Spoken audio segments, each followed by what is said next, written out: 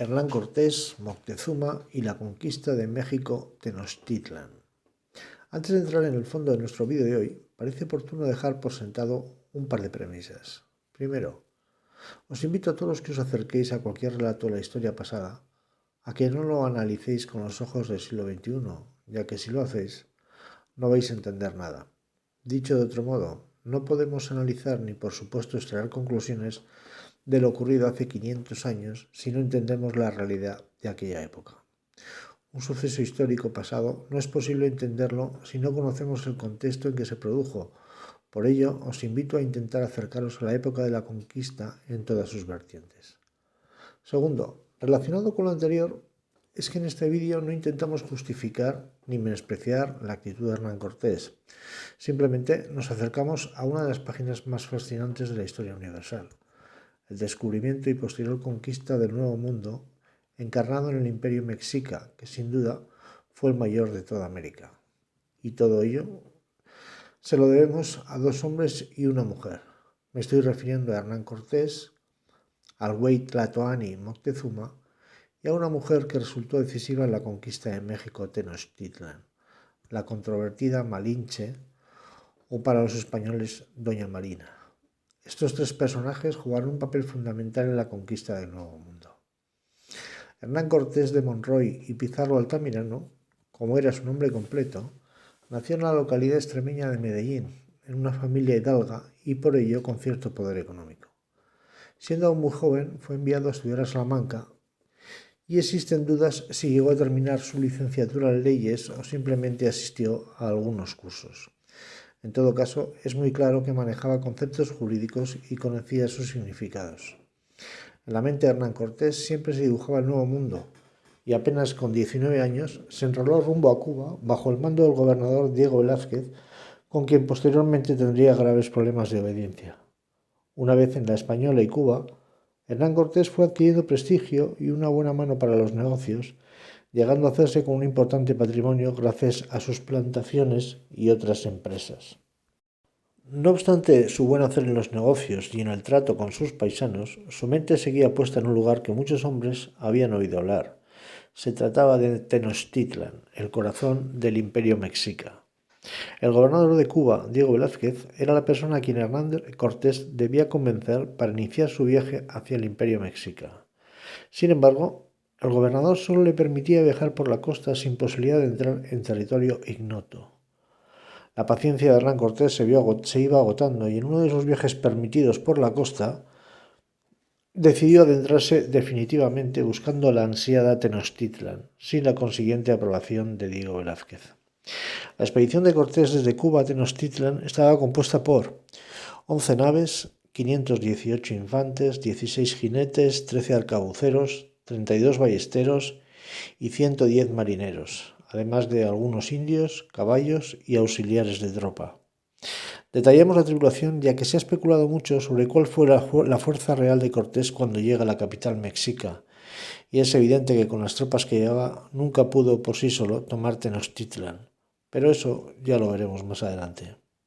Una vez pasado un tiempo en Cozumel, Cortés se dirige hacia el actual Tabasco y tras duras batallas contra los indios, como la célebre batalla de Centla, nuestro personaje conoce a la mujer que sin duda cambiaría la vida del Imperio Mexica, incluso la suya propia. Hablamos de la Malinche, o Doña Marina, quien era una esclava y un personaje muy controvertido, como después veremos. Pues bien, la Malinche conocía la lengua maya y además conocía la lengua náhuatl, por lo que resultó muy valiosa para comunicarse con los pueblos de la zona. Cortés continúa su viaje hacia Tenochtitlan y en el camino consigue, gracias a la inestimable colaboración de Marina, hacerse entender con el pueblo totonaca, un pueblo orgulloso, pero que lamentablemente llevaba varios años subyugado por los mexicas, a quien exigían tributos y entregas de humanos para sus sacrificios rituales. En este caso, Cortés fue astuto y vio en el pueblo totonaca la oportunidad de sumar una gran coalición contra Moctezuma y el Imperio Mexica. Esta coalición fue incluso escrita en papel y unía a ambos en la lucha contra Moctezuma. La siguiente escala de Cortés fue Tlaxcala, ciudad en la que consiguió unir a varios pueblos de la zona bajo su autoridad militar, y de ahí partió a la ciudad de Cholula, en la que supuestamente fue avisado de que los habitantes de la misma tenían órdenes de atacar a Cortés para enviarlo a Tenochtitlan. Por ello, ante tal noticia, Cortés no esperó y ordenó a sus tropas atacar a los cholultecos, causándose entre 4.000 y 6.000 bajas y conociéndose el incidente como la matanza de Cholula. Poco después, Cortés llega a las afueras de la gran Tenochtitlan, sobre la que Bernal Díaz de Castillo dice que era como un sueño. Pues bien, llega el momento del encuentro entre Cortés y Moctezuma y este se produce el 8 de noviembre de 1519. Acompañaban a Cortés sus generales, además de doña Marina y Jerónimo de Aguilar, en calidad de intérpretes. El momento debió ser épico, ya que se juntaban dos culturas absolutamente diferentes, con creencias y valores muy distintos. El gran rey Moctezuma, rodeado de sus súbditos y sus nobles, baja de su palio y saluda en pie de igualdad a Cortés, al que acompañan hombres con armaduras y montando caballos.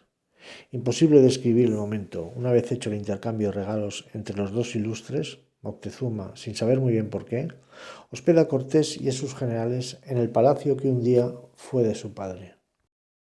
El tiempo pasa y en un momento dado, un soldado español es apresado y muerto por indios mexicas que guerreaban contra guerreros totonacas aliados de los españoles. Una vez que esta noticia llega a oídos de Cortés, este decide el apresamiento de Moctezuma y su encerramiento en el palacio que ocupaba. El rey Moctezuma se hallaba encerrado en su propia ciudad. Esta situación no fue muy bien recibida por los nobles mexicas, que exigían una explicación y, por supuesto, la inmediata libertad de su rey.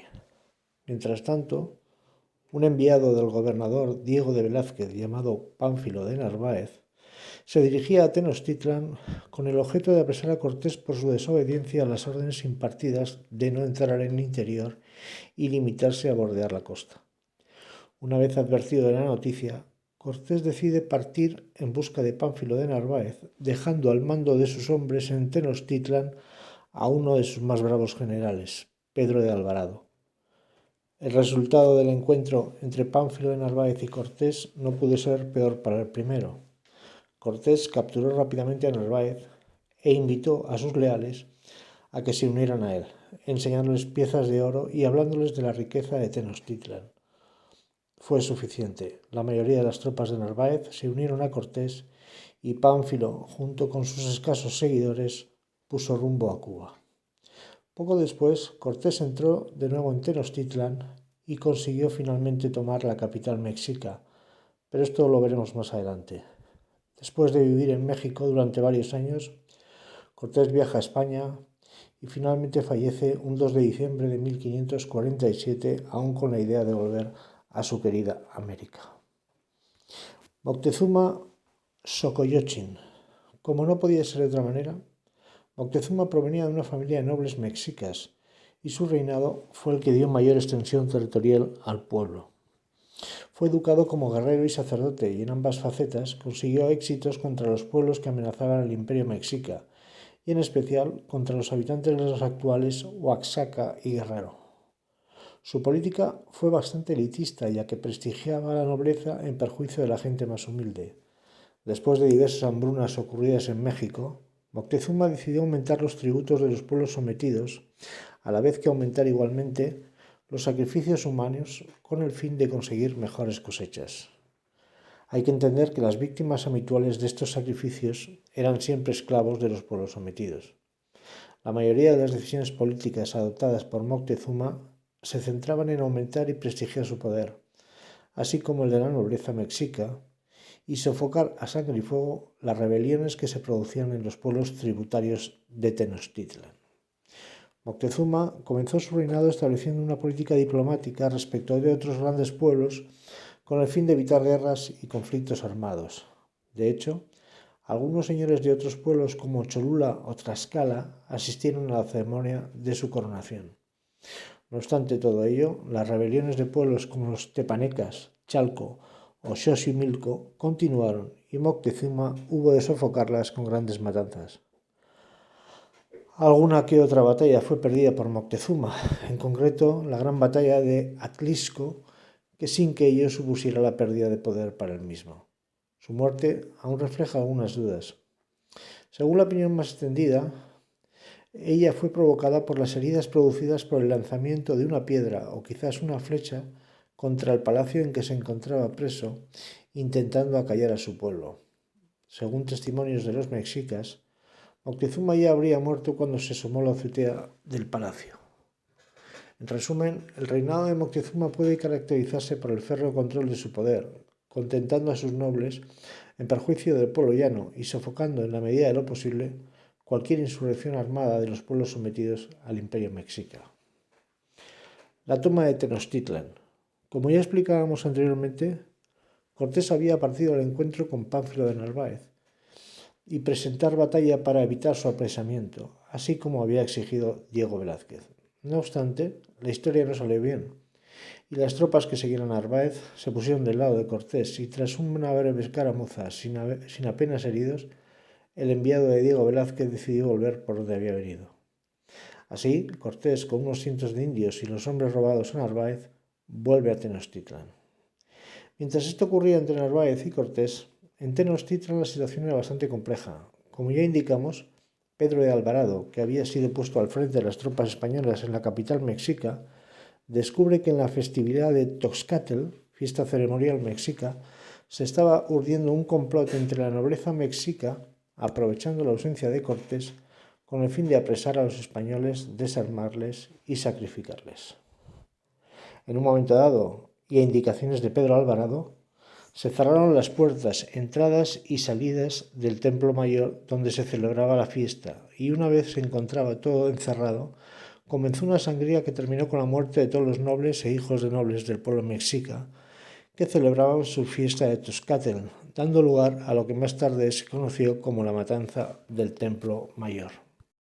Esta situación obligó a los españoles a encerrarse en el templo que les servía de domicilio, ya que el pueblo mexica clamaba contra la matanza y obligaba a Moctezuma a salir a la azotea del edificio y pedir calma a la población.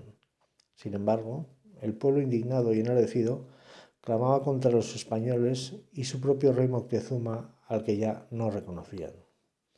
Esta es la situación en que se encuentra Cortés cuando llega a Tenochtitlan.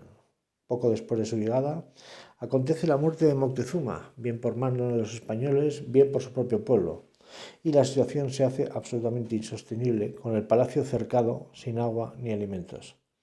Así las cosas, Cortés y sus hombres preparan la huida a la capital mexica, y la noche del 30 de junio de 1520 abandonan la ciudad, con tan mala suerte que solo los primeros logran salir indemnes. Varios hombres de Cortés son muertos por los mexicas, entre ellos varios de sus más valiosos capitanes. Este suceso fatal para las tropas españolas fue descrito como la Noche Triste. Sin embargo, su mala suerte no termina ahí. Durante la huida, los mexicas atacaron ferozmente a Cortés y al resto de sus hombres en lo que se ha llamado la Batalla de Otumba, que contando con unos pocos hombres heridos y maltrechos, consiguió repeler Cortés a las fuerzas mexicas merced a su estrategia de matar al capitán principal de las tropas indígenas. Una vez repelidas las tropas enemigas, Cortés y sus hombres consiguen llegar a curar a sus heridos y a reponerse de la dura batalla. Tras conseguir el restablecimiento de sus hombres, Cortés renueva su acuerdo con los tlaxcaltecas y suma varios pueblos más como chichimecas y otros. El objetivo de Cortés era sitiar Tenochtitlan e intentó la entrada en la ciudad por varios puntos, aunque al principio fue repelido por las tropas mexicas. No obstante, Cortés urdió un nuevo plan y fue la entrada de pequeñas embarcaciones, y así comenzaron los intentos de nuevo para entrar en Tenochtitlan por varios puntos geográficos. Una vez fueron asegurados, el sitio de Tenochtitlan era un hecho y la caída de la capital mexica cuestión de tiempo. Finalmente, y tras un largo asedio, caía la capital y con ella su nuevo señor, Cuauhtémoc, quien intentó huir pero fue descubierto y apresado por hombres de Cortés. Tras la capital mexica, otras grandes ciudades fueron cayendo en manos de españoles, como Oaxaca, Tehuantepec, Colima y otras. La conquista era un hecho y España comenzaba su etapa de implantación de lo que más tarde se conoció como la Nueva España.